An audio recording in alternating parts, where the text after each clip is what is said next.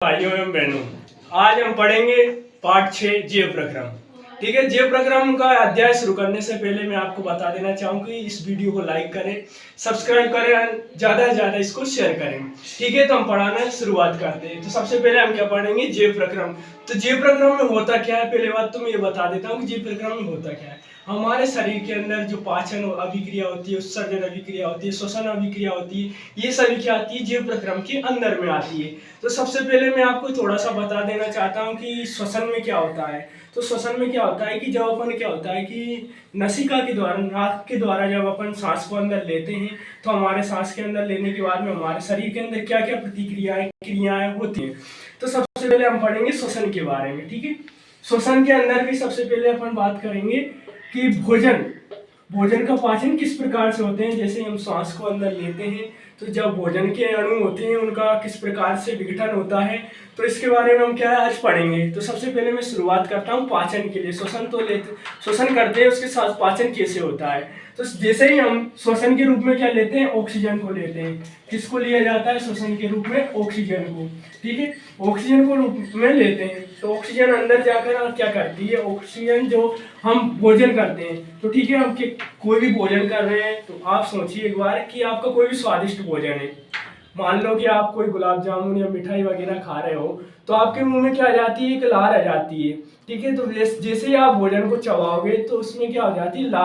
लार क्या हो जाती है? मुंह में दोनों क्या, लार और भोजन मिल जाते हैं। जो लार में क्या होता है? एक लसिका होती है। ठीक है, लार एक पानी जैसा द्रव होता है जिससे क्या होता है कि वो अंदर आमाशय में जाता है और उसका पाचन होता है। ठीक है, जब वो आमाशय में जाता है तो आमाशय में सबसे पहले क्या होता है? उसका पाचन, सबसे पहले पाचन आमाशय से शुरू होता है।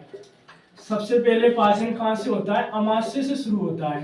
ठीक है, आमाशय से शुरू होता है। तो उसके बाद में क्या होता है कि आमाशय में तो थोड़ा सा पाचन होता है। उसके बाद में ये सब क्या कहाँ पे पहुंच जाता है? क्षुद्रांत में। जो सारा भोजन होता है वो पहुंच जाता है हमारे क्षुद्रांत में। क्षुद्रांत को क्या कहा जाता है? छोटी आंत भी कहा जाता है। क्या कहा जाता है? छोटी आंत भी कहा जाता है बेटा। ठीक है, अब छोटी आंत में क्या होता है कि भोजन का पाचन होता है। तो आमाशय में क्या होता है? अम्लीय होता है। तो छोटी आंत में जब भोजन का पाचन करेंगे तो उसके लिए क्या होता है? ये सब क्या, भोजन अम्लीय हो जाता है। आमाशय में जाने के बाद में भोजन पूरा क्या हो जाता है? अम्लीय हो जाता है। तो इसको अम्लीय से अपन क्षारीय बनाएंगे। सबसे पहले भोजन को जब इसका क्या होगा? पाचन होगा, तो क्या होता है कि आमाशय को में जो भोजन है उसको अम्लीय बनाने के लिए हमारे जो आमाशय के बगल में ही हम देखेंगे, आमाशय के बगल में यकृत और अग्नाशय होता है। अब यकृत से पित्त रस स्रावित होता है।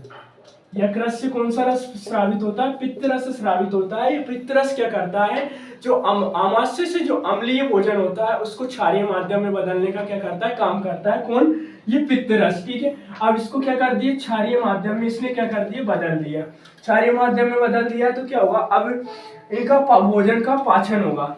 भोजन का पाचन होगा तो भोजन का पाचन इस प्रकार से होगा, मैं बताऊं आपको। भोजन कुछ तो वसा के रूप में हो जाएगा, कुछ कार्बोहाइड्रेट के रूप में हो जाएगा, कार्बोहाइड्रेट के रूप में, और कुछ प्रोटीन के रूप में।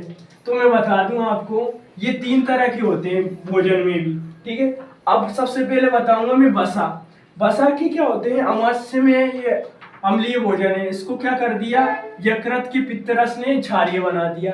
क्षारीय तो बना दिया, लेकिन वसा के क्या होते हैं? बड़े बड़े अणु होते हैं। इनको क्या किया जाता है? छोटे छोटे अणुओं में विभक्त किया जाता है। तो छोटे छोटे अणुओं में विभक्त करने के लिए अग्नाशय में एक अम्ल होता है। अग्नाशय का एक अम्ल होता है, वो क्या करता है? वसा के छोटे छोटे बड़े बड़े अम्लों, बड़े बड़े टुकड़ों को छोटे छोटे टुकड़ों में क्या कर देता है? विभाजित कर देता है। ठीक है, विभाजित कर दिया। उसके बाद में प्रोटीन को इस तरह से, इस प्रोटीन के बड़े बड़े भाग होते हैं उनको छोटे छोटे भागों में विभक्त कर दिया जाता है। इसी प्रकार से क्या होता है कि इससे क्या होता है? इनका विभाजन हुआ। इनका विभाजन होने के बाद में हमको क्या, शरीर को ऊर्जा मिलती है।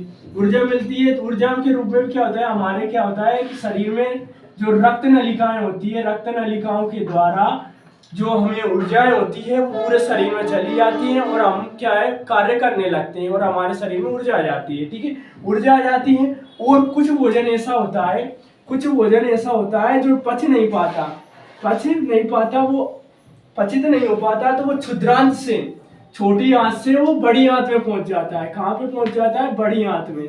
बड़ी आंत को क्या कहते हैं? वृद्धांत बोलते हैं बेटा, ठीक है, वृद्धांत। अब ये कहाँ पे पहुंच गया? वृद्धांत। वृद्धांत में पहुंचने के बाद में इसका पाचन नहीं हो पाता, तो इसमें क्या होता है कि पाचन नहीं हुआ तो इसमें जो बचा हुआ भोजन होता है, यहाँ से जब क्षुद्रांत से जो बचा हुआ भोजन जाता है जिसका पाचन नहीं होता है, तो वो कहाँ पे? वृद्धांत में चला गया। वृद्धांत में क्या होता है कि जो वृद्धांत की नलिकाएं होती है वो जल का क्या कर लेती है? अवशोषण कर लेती है।